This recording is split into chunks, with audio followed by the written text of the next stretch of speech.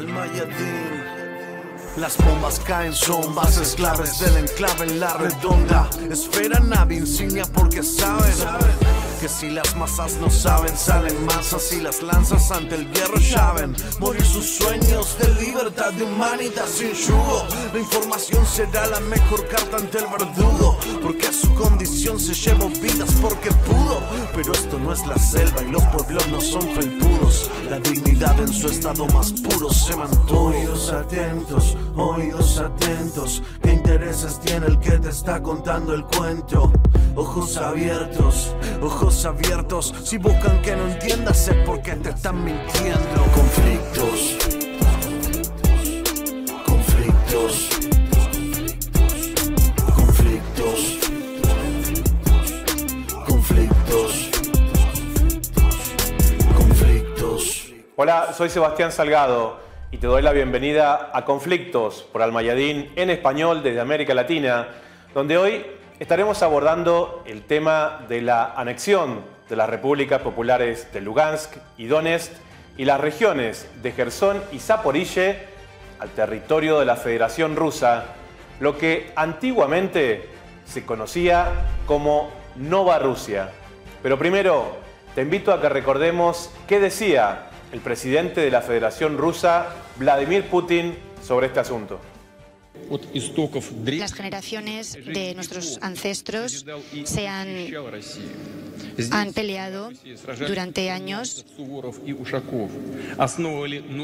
han gritado para la nueva Rusia.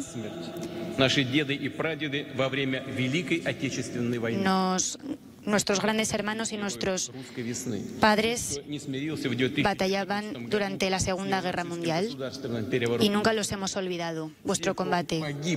Nuestros héroes de Rusia, que no estaban de acuerdo con el gobierno de Ucrania en el momento, que no quería salvaguardar sus derechos y luchaban para salvaguardar sus derechos. Los combatantes del Donbass son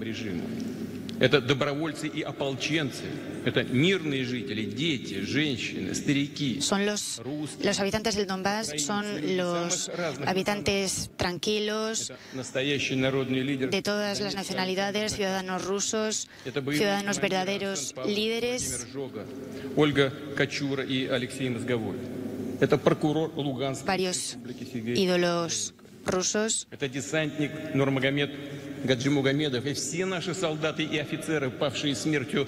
Todos los soldados y los oficiales que han caído durante la operación especial son nuestros héroes. Son los héroes de una gran Rusia. Y os pido de honorar su memoria durante un minuto de silencio. Para conocer más sobre este asunto y su historia, le damos la bienvenida a Nikolai Mikhailov, quien es director del Fondo Ruski Mir para las Américas y también escritor y lingüista. Nikolai, realmente un honor que nos acompañes aquí en Conflictos por Al Mayadín, cuando queremos conocer un poco más de lo que era la antigua historia de estas regiones que hoy vuelven a ser parte de los conflictos geopolíticos del mundo, pero que anteriormente, lo que se conoció como Nova Rusia tenía su propia historia. Contanos un poco de qué se trataba todo eso. Bueno, puedo comenzar por la invasión de mongoles en el año 1236. Por si acaso, Kiev, la capital del Estado ruso, en aquel entonces fue tomada por los mongoles y destruida en el año 1240. Quiere decir que, bueno, es una fecha formal del comienzo del yugo de mongoles. Y desde aquel momento podemos decir que el Estado ruso dejó de existir y Rusia se convirtió en un territorio controlado por por los tártaros, por los mongoles, por la horda tártara.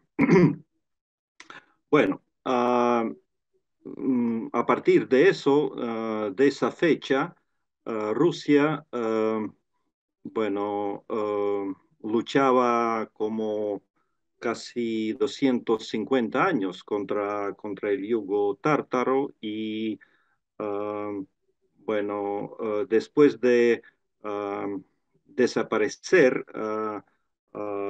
el estado tártaro, quedó el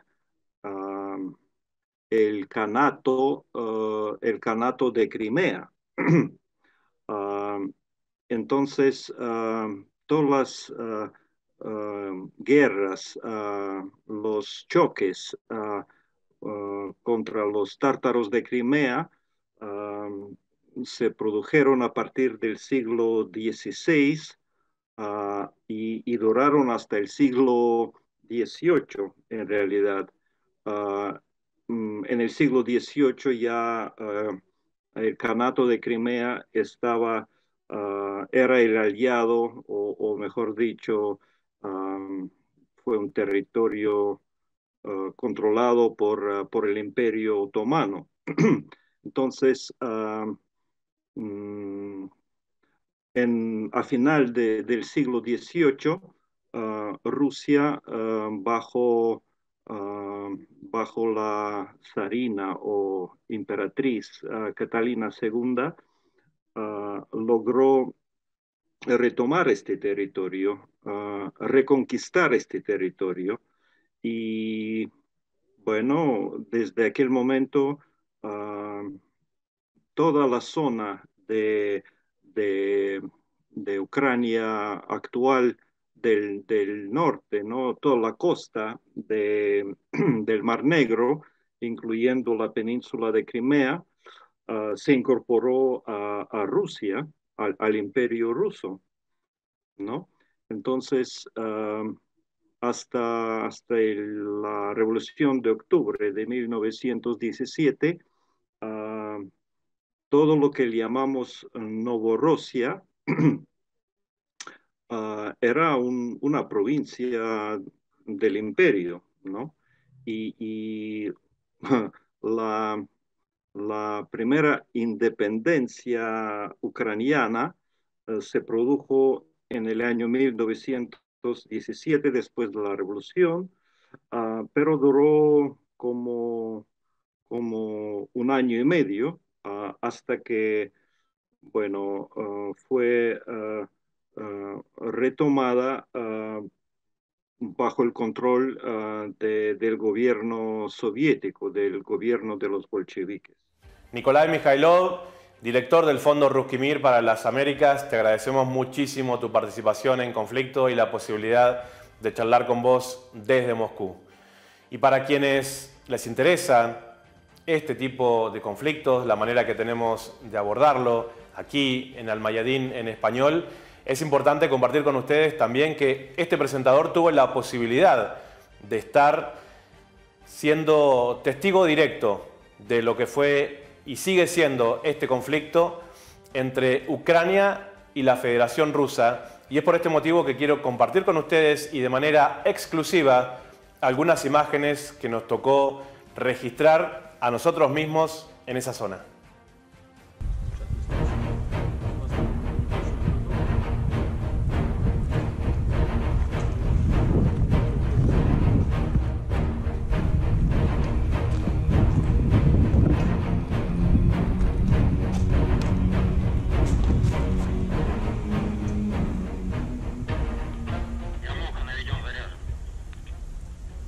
По моей команде агитационным снарядом 333.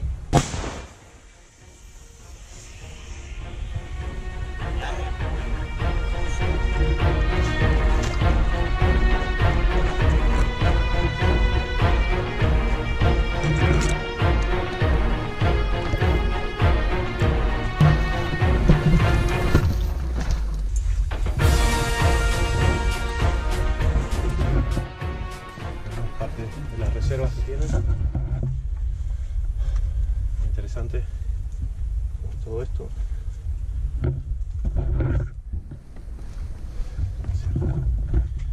Los chicos en estas posiciones.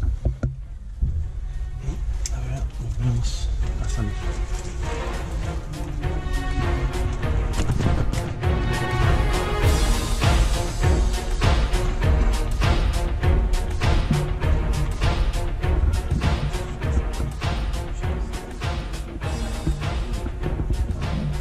Por eso estamos en este momento tratando de bajar el volumen. Nos piden ahora, estamos hablando demasiado fuerte y bueno, lógicamente, como se imaginarán, hay algunos códigos que tenemos que respetar por la seguridad de los soldados que están aquí en el frente.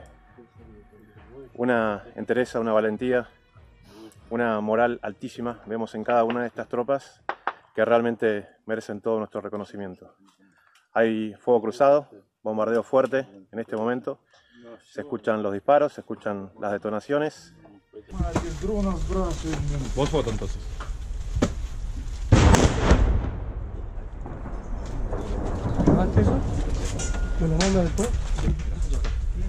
Mirá, nos están tirando a nosotros, es evidente.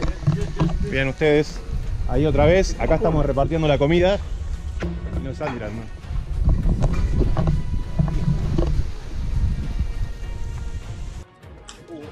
22 de agosto del 2022 estamos frente al edificio de la administración principal en Donetsk, presenciando lo que fue un ataque con misiles en lo que es el edificio principal de la administración de esta ciudad. Es el edificio donde trabaja el presidente de la República, que en estos momentos se ha acercado justamente hasta este lugar. Ahí lo vemos acompañado de parte de su comitiva. Y realmente es impactante el nivel de la explosión. Nos piden que nos alejemos de acá. En las últimas semanas hemos sido testigos de los actos terroristas provocados por Ucrania en el territorio de la Federación Rusa y tal vez uno de los más destacados está vinculado a la explosión que generaron en el puente que une a Crimea con el resto del territorio continental de la Federación Rusa. Y lógicamente la respuesta militar por parte del ejército de la Federación Rusa no se hizo esperar. Por eso estamos en comunicación en este momento con Olga Garbuz, quien es politóloga, también está en Moscú. Por eso, Olga, quiero preguntarte, como politóloga, pero también como ciudadana de la Federación Rusa, ¿hasta qué punto es una preocupación para la sociedad toda que exista una escalada militar de dimensiones que no hemos conocido hasta ahora? Buenas tardes, muchas gracias por invitarme. Y sí, tú tienes toda la razón, estamos en los tiempos de los actos del terrorismo contra Rusia que están pasando todos los días. Y no hablamos solamente de los territorios de las repúblicas populares. Los ataques contra Donetsk y Lugansk son diarios. Pero también hablamos sobre los ataques contra las ciudades y los territorios de Rusia, los territorios fronterizos de Rusia, de la región de Belgrado, de Kursk, de Bryansk, son los territorios de la guerra y casi cada día está pasando algo. Justamente hoy hubo un ataque contra la ciudad de Belgrado, es una ciudad bastante grande, cerca de la frontera con Ucrania, y uno de los cohetes lanzados por Ucrania fue derribado por la defensa antiaérea rusa y como resultado fue dañado el edificio de apartamentos. Gracias a Dios, esta vez no hubo víctimas, pero es algo muy fuerte y cuando los medios de comunicación occidentales hablan y muestran las imágenes de este tipo, cuando algo parecido está pasando en el territorio de Ucrania, en Kiev, por ejemplo, siempre es una noticia muy fuerte, pero cuando todo lo mismo está pasando en Belgrado, no es una noticia importante para los medios occidentales. Y todo eso significa que la guerra ya está en el terreno de Rusia. Últimamente hay muchos ejemplos de este tipo y claro que tenemos que mencionar el ataque contra el puente de Crimea y las detenciones de los terroristas en los últimos días. Algunos de ellos tuvieron incluso los sistemas portátiles de defensa antiaérea para derribar aviones en el territorio ruso. Los demás prepararon las explosiones aquí. Estas personas detenidas tienen la ciudadanía de Ucrania y llegaron al territorio de Rusia desde Estonia en muchos casos. O sea, esta guerra terrorista contra Rusia es algo muy obvio. Y claro, todos esos ejemplos de violencia y de los ataques provocan la indignación muy fuerte en la población. Y también podemos ver la ola del patriotismo muy grande. Estamos ahora en los tiempos de la movilización parcial, como ustedes saben, y claro que una gran parte de la sociedad está lista para ir y defender a su país. Cada día están muriendo las personas aquí y estamos en el momento cuando, como pensamos, Ucrania está preparando la ofensiva, probablemente en la zona de Jersón. Hoy las autoridades de Jersón llamaron a la población a empezar a evacuarse y obviamente la parte ucraniana quiere, como pensamos, empezar esta ofensiva en octubre para utilizar el momento cuando no hay suficientes soldados nuevos movilizados en el frente. Es un momento muy bueno para ellos para intentar de realizar esta ofensiva militar. Y bueno, hablando sobre la respuesta de Rusia, la respuesta fue y sigue siendo en los ataques contra la infraestructura de Kiev, de Ucrania, de diferentes ciudades.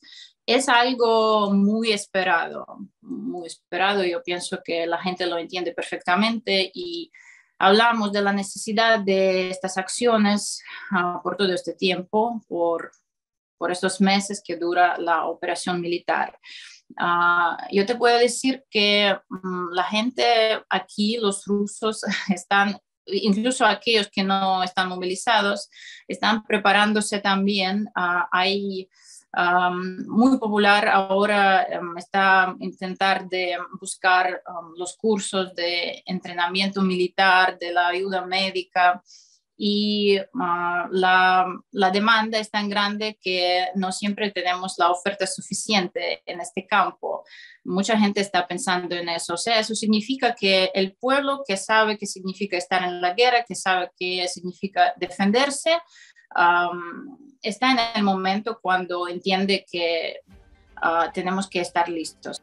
Ahora, Olga, hemos visto un cambio de estrategia por parte de la Federación Rusa después de los ataques terroristas, y esto incluyó también un cambio importante en la comandancia, y es por eso que hemos visto el nombramiento reciente del comandante Sergei Surovikin, quien los medios occidentales titulan de alguna manera como el enviado del apocalipsis, o por el hecho de que él haya participado de lo que es los ataques o la guerra en territorio de la República Árabe Siria, intenten darle una connotación negativa.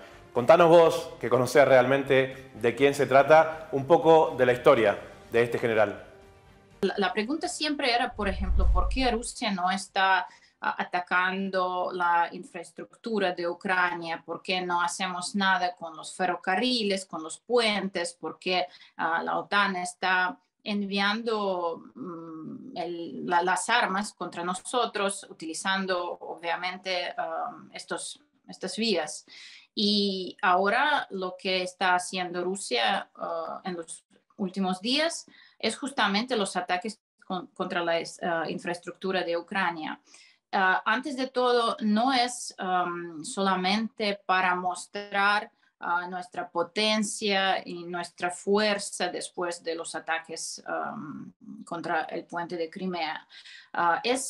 Son las acciones de Rusia para paralizar los centros del mando militar antes de esta ofensiva militar del ejército de Ucrania que están preparando. Y en este sentido me parece que los primeros pasos del nuevo comandante Surovikin es algo muy lógico. Hablando de su carrera militar, últimamente él fue el jefe de las fuerzas aeroespaciales de Rusia y él participó en la operación militar como como el comandante de uno de los frentes en el sur. Todo el mundo dice que él tiene carácter muy fuerte. Él tuvo un momento muy interesante en su carrera personal, en su carrera militar. En el año 1991, cuando en Rusia había los acontecimientos que aquí llamamos el GKChP, el Comité Estatal para el Estado de Emergencia. Pero era un muchacho en ese momento, Olga, tendría 20 y pocos años. Sí, él era un capitán en aquel momento. Eso fue el último intento de los líderes de la Unión Soviética de salvar al país. Algunos lo llaman un intento del golpe del Estado contra Gorbachev, pero para la población, para el pueblo soviético, eso fue el último intento de salvar a la URSS. Por desgracia, no vencieron los GKCHPistas, como los llamamos, y Surovikin en aquel momento, como el capitán, participó en estos acontecimientos en Moscú. Él fue el jefe de la columna militar que tuvo que enfrentarse con la gente en la calle. Y fue un momento muy trágico cuando murieron 3 personas, los defensores de Yeltsin, los defensores de así llamada democracia, que estuvieron contra la Unión Soviética. Y Surovikin, después de esta tragedia, estuvo en la prisión por algún tiempo, pero es algo después salió, pero eso fue algo muy simbólico, que 30 años después estamos en el momento cuando la historia está cambiando. Esta persona, un símbolo de la defensa de la Unión Soviética en aquel momento, está defendiendo el país que está en este conflicto en Ucrania, que claro tiene sus raíces en aquella desintegración muy trágica. Olga Garbuz, periodista, politóloga, te agradecemos muchísimo por tu participación aquí en Conflictos por Almayadín Español. Y nos tomamos estos minutos que nos quedan para hacer una nueva comunicación, una vez más, hasta la capital de la Federación Rusa, en Moscú otra vez, donde ahí está mi colega Víctor Ternovsky, quien es parte de Sputnik, uno de los medios que ha sido censurado desde Occidente, desde que empezó este conflicto entre Rusia y Ucrania. Víctor, hemos estado siguiendo de cerca mucho de tu trabajo y una de las cosas que se está diciendo aquí en Occidente es que a partir de este intento de reclutamiento masivo que ha solicitado el presidente Putin, existe una parte importantísima de esa población que intenta escapar por las fronteras y que hay deserciones masivas por parte de los jóvenes de la Federación Rusa que supuestamente, según los medios occidentales, no quieren ir a la guerra contra Ucrania. Contanos vos cuál es tu punto de vista. Sebastián, yo creo que usted acaba de decir una cosa importante. Ellos quieren hacer creer, ellos quieren mostrar que los rusos no quieren, por ejemplo, digamos, servir en la zona de la operación militar especial. Eso, ellos quieren mostrarlo. Por lo tanto, ellos solamente muestran aquellas imágenes que sustentan, digamos, su narrativa, su discurso. Es decir, sí que están mostrando a unos pocos que sí están huyendo. Sí que hay jóvenes que por alguna otra razón, por miedo, por no coincidir, sí que están huyendo, algunos. Pero lo que no hacen estos vídeos, lo que no hacen estos medios, es mostrar a otros jóvenes, a otras personas acá en Rusia que, sin esperar, digamos, esa invitación, yo no sé cómo formularlo correctamente en español, acuden a las comisarías para que se les envíe... El reclutamiento sí, se dice. Eso, para que se les envíe a la zona y para participar, porque aquí mucha gente entiende perfectamente de qué se trata de la seguridad, de la supervivencia de nuestro país. Así que eso, incluso prácticamente aquí antes del reclutamiento, tampoco los medios hablaban sobre cuántos voluntarios se dirigieron a la zona de la operación militar. Así que, bien, ellos solamente muestran lo que les conviene, ¿no? Lo que no les conviene no lo muestran. Así que es una otra forma de desinformar. Ahora, Víctor, cuando hablamos de la manera en que está compuesta el ejército de la Federación Rusa, hay sobre todo un grupo militar que se destaca sobre el resto y son los chechenos. Aquí desde Occidente, desde América Latina, existe como una especie de confusión importante sobre qué es Chechenia, qué son los chechenos, si son musulmanes, si son un país independiente, si son parte de la Federación Rusa y por qué son tan temidos en el campo de batalla. Sabemos que vos has sido testigo presencial de parte de los entrenamientos del ejército checheno que pelean a la par y son parte del ejército de la Federación Rusa en contra del régimen de Kiev. Contanos un poco qué son los chechenos y por qué son tan temidos en el campo de batalla. Sí, mi risa se debe a que, bien, me doy cuenta sobre cuántas mentiras también esta prensa hegemónica ha esparcido sobre la República Rusa de Chechenia, es decir, es un territorio que forma parte del territorio ruso. Además, me tocó estar ahí cubriendo exactamente la actividad de la Universidad Rusa de Fuerzas Especiales. Se encuentra en la ciudad de Chechenia, donde justamente los chechenos comparten su enorme experiencia en la lucha antiterrorista, en la formación de especialistas prácticamente en todo lo que tiene que ver con la carrera militar, ¿no? Entonces, ahí, antes de este reclutamiento, miles y miles y miles de voluntarios se dirigieron a Chechenia para ahí recibir el adiestramiento por parte de los chechenos. Los chechenos realmente, ¿a qué se debe, digamos, sus conocimientos en este tema? Porque es un pueblo históricamente luchador, es un pueblo que valora o cuyos valores son así, que los hombres son las personas, o el hombre es quien defiende su casa, el hombre es quien defiende su esposa, el hombre es quien defiende su país. Eso, valores tan simples, pero que se olvidaron, porque, por ejemplo, si hablamos sobre los valores que yo, por ejemplo, desgraciadamente me toca ver cuando yo veo periódicos españoles, yo, por ejemplo, incluso en estos tiempos de la crisis de Ucrania, lo que yo veo es la preocupación por la situación de la comunidad LGBT, para que se entienda. En Chechenia eso no se entiende. En Chechenia el hombre es hombre. En Chechenia el hombre es la persona que puede defender su casa, su país, históricamente. Además, en eso trabajaron también las autoridades de Chechenia para formar a personas. Es decir, ¿sabe? En realidad hay cosas que yo incluso me permitiría apartarme un poquito. Hay cosas que me parece que, digamos, no se discuten. Es decir, a la hora del conflicto, a la hora de guerra, hay que defender a tu país, hay que defender a tu familia. Otra cosa que en algunos países se ha llegado en discusiones a punto tal que ya hay eso LGBT, o por ejemplo, que niños pueden tener relaciones sexuales con adultos. Es decir, es lo que yo acabo de escuchar por parte de una ministra española, para que se entienda. Es decir, en Chechenia eso no existe. Los chechenos son así y entonces comparten su experiencia en ese sentido con los rusos. Y en la situación de la operación militar especial, yo le puedo decir una cosa: el prestigio de la región ha crecido enormemente. Entonces, en términos generales, yo respondería sí. Víctor Tarnowski, desde Moscú, colega, periodista de Sputnik, te agradezco muchísimo tu comunicación aquí en Conflictos por Almayadín Español desde América Latina. Realmente un testimonio impresionante y reconocemos muchísimo también el trabajo profesional que estás haciendo desde allá.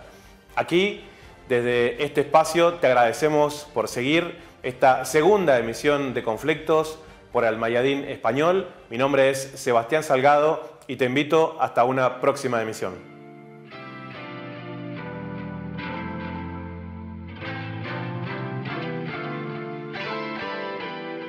El Mayadín. Las bombas caen, son bases claves del enclave en la redonda. Esfera nave insignia porque saben que si las masas no saben, salen masas y las lanzas ante el hierro llaven. Morir sus sueños de libertad, de humanidad sin yugo. La información será la mejor carta ante el verdugo, porque a su condición se llevó vidas porque pudo. Pero esto no es la selva y los pueblos no son felpudos. La dignidad en su estado más puro se mantuvo. Oídos atentos, ¿qué intereses tiene el que te está contando el cuento? Ojos abiertos, si buscan que no entiendas es porque te están mintiendo. Conflicto.